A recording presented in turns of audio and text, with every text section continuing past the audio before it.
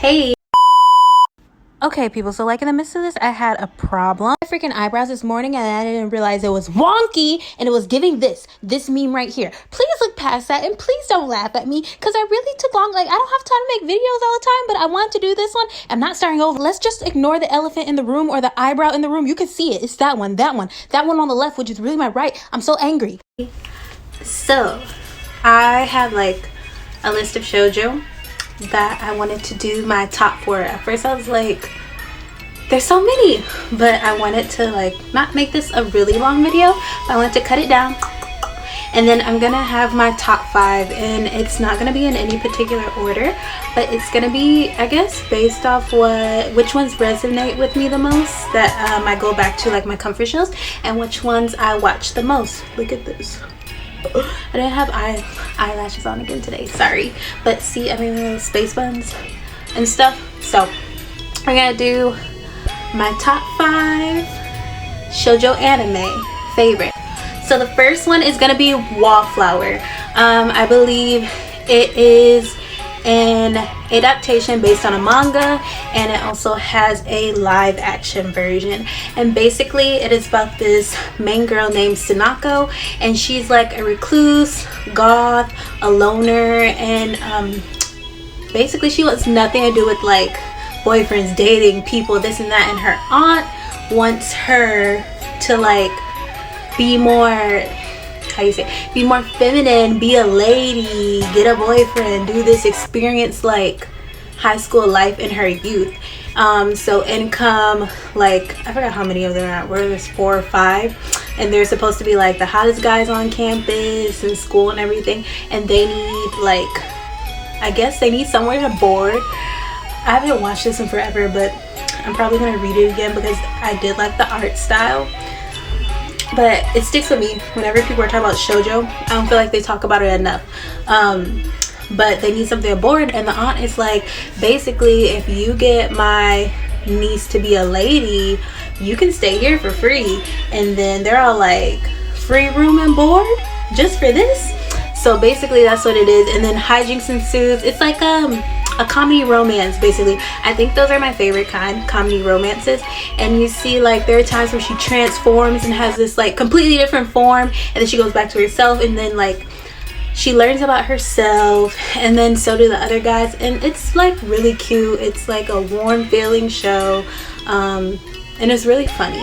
So Wallflower, check that one out. Okay, up next, we already talked about this one, and I'm doing shoujo sleepovers on it. Still haven't gotten to the second episode yet. Sorry. Say I Love You. Say I Love You is kind of like the same premise of The Girl, except without the goth aspect. Mei, Tachibana, she doesn't have friends. She'd rather be alone. She doesn't want to be with anybody. She's entering high school, or she already has entered it. I forgot what grade she's in.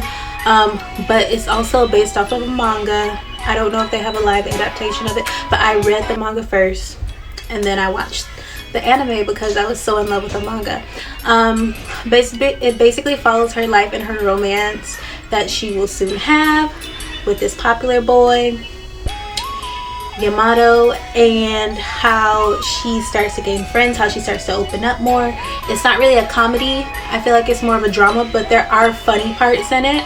And those are really cute because when they come out, they really are funny. And I just think it's also like a feel good, a little self-love, a little pick yourself back up. And I think people know about this one, but it's like another one where I feel like people don't talk about it as much, you know? What made me fall in love with it was the story. Every single character I feel that they show, every single character I feel that they show, they get screen time, they get a background story, and they do get character development. That's the one thing that I like about this anime the most. The characters, every single one that steps onto the screen, or even in the manga, there's character development. No one is like left behind, and that's what I also love about it, besides the main character. So if you haven't watched it, you should watch it because it's worth it, and it's a good read and a good watch. And I just want everybody to know about this, even though it came out like a long time ago, but you'd be surprised. Okay, this one I don't see a lot of people talking about, and it did get an anime, and I think it did also get a live action as well. And maybe I'm just not in the right circles, but this one, it is a comedy. I will like recommend this to anyone. I do not care. At first I was like, the art is bothering me because why are their chins so long, but we'll get to that. It is Skippy. Skippy is about this girl named Kyoko, and she was living with her boyfriend, up and coming idol, and one day she's like, she held the fort down for him. She sees him on TV and everything, and one day she sees him and he's like, we're not together, we're broken up. And he just leaves her once he gets popular and famous. And then like, instead of like, it's not like some, oh woe is me, let me find self-love. She's like, no, I'm about to enter this entertainment industry and I'm about to beat him at his own game and get revenge. And it's funny because her whole thing is based off of revenge, and it's a comedy. And she basically goes and she tries her hardest to get with this talent agency, and they put her through all these things, and she's doing that, this and that, and she runs into him eventually, and then she meets, I don't want to spoil it, but then she meets another guy and she makes friends along the way. And it's just her character Kyoko, she makes the show. She has like little demons on her side, little spirits, and I swear you need to read the manga. And I live by an airport.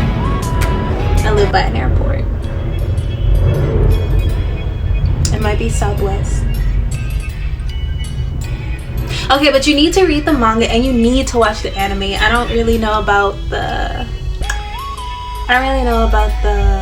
live action, but it's so freaking funny. It does have serious points in it, as I guess most shoujos do at some point. There is character development, and I just think it's a really great story. You should check it out. Like, there's little bits and pieces I'll put in where it's just hilarious, but I feel like if you want something that makes you feel good and you want to completely laugh, I would watch Skippy. And I would definitely watch it for the interactions between her and Sho, and then her and Rin. Those are the funniest ones ever. Like, all of these characters are hilarious. So we're gonna watch that. We're gonna watch it. Maybe I'll do a shoujo sleepover on it, because I'm trying to convert people to watch Skippy. You need to watch Skippy. Everybody needs to watch Skippy. I feel like this would have been like a given, and it's already in my top 10 favorite anime, and it's popular. It's not Fruits Basket. I mean, I do love Fruits Basket, is a favorite of mine, but I feel like that's everybody's starter usually. But it's gonna be Oran High School Host Club. That is one of my comfort animes. I will always go back to it, and I will always rewatch it. If you haven't watched it by now, it's about this girl named Haruhi Fujioka, and she gets accepted on scholarship into this prestigious private school, but she is poor. In their standards, she's poor. So when she shows up, I guess she looks like a boy per se, because her hair is cut short and she's wearing, I guess you would say, men's clothing or whatever, but she does not care. She's just there to learn. And she walks into a room, I guess, to study, and it turns out to be a house club with these men, boys, because they're in school. And this show is a play off of a parody of harem shoujos or mangas or stuff like that. So everything is complete comedy. She goes in there and they think she's a customer, and they're like, oh, and they think she's a boy, and they're like, oh, we never had one of you in here before for us, which one do you want? And she's getting overwhelmed, and she's just like, I'm just here to study. And she knocks over a vase that they were going to have for an auction, and you know these people are rich, so it's expensive. So she knocks over, breaks, and then she's like, crap. And they're like, basically, we own you now. You're gonna have to go run our errands and be our dog boy or errand boy. So basically they put her into the house club, and from there she's basically paying back her debts, making friends, hijinks ensues. It's so much fun to watch, and of course, like I said, there's serious moments, There's episodes, what I like is there's episodes about each and every character gets their own little episode about them and like into their personality, how they are, who they are, and why they came to be like that, and even how like they formed the club. But I love it, and I love every character. They're silly. Even the ones who are serious in the show, they're silly. Like, they all have their moments, and I feel like everyone should watch it, even if you don't like shoujo like that. If you want to laugh, it's gonna make you laugh. And then last but not least, it was a struggle between these two. I love both of them. And I feel like one is more known than the other. So it's Maidsama. It was between Maidsama and Special A, and I chose Special A because I do love me some Special A, and I feel like people should watch it more. I don't feel like people watch it enough. So basically it follows our main character, Hikari. She is enrolled into this private school. Although she is not rich, she's very smart, and I believe she's childhood friends with this one boy. I'll put his name here, I forgot. But she's in Special A, which is like, I believe it's 7 of them, a top 7 or a top 10, whatever. But they're the smartest ones in the school, and so they get to have special privileges, special classes, special rooms. It was on the tip of my tongue. It's K. So I think it's K Takashima. So basically she's always in competition with him. She's number 2 and he's number 1, and she's always trying to beat him, and I guess he beats her like in gym, extracurriculars, grades, and basically that's what it is. But the thing is, he likes her, he has a crush on her, and he doesn't see her as competition, but he thinks it's always cute to like tease her. But she's so like oblivious that she doesn't really notice. So it's basically like a game of cat and mouse for them, but she's trying to get to the top. She's trying to be in the number 1 spot in Special A, and he's trying to be number 1 in her heart. But she don't see it. She will soon. But it's really cute. It's also a comedy, and like I said, it has serious moments. You do get to see the stories of each of the characters, and they have their own lives surrounded by it. I think it's really cute. I think it's really funny. If you've seen a theme with the type of shoujos that I like, it's like comedic shoujos. Some of them do still have their like little serious moments in there, but those are the type of ones I like because it makes you feel good and warm and like fuzzy inside. And Kei kind of reminds me of Usui, if that's how you say his name. Yeah, but not at the same time.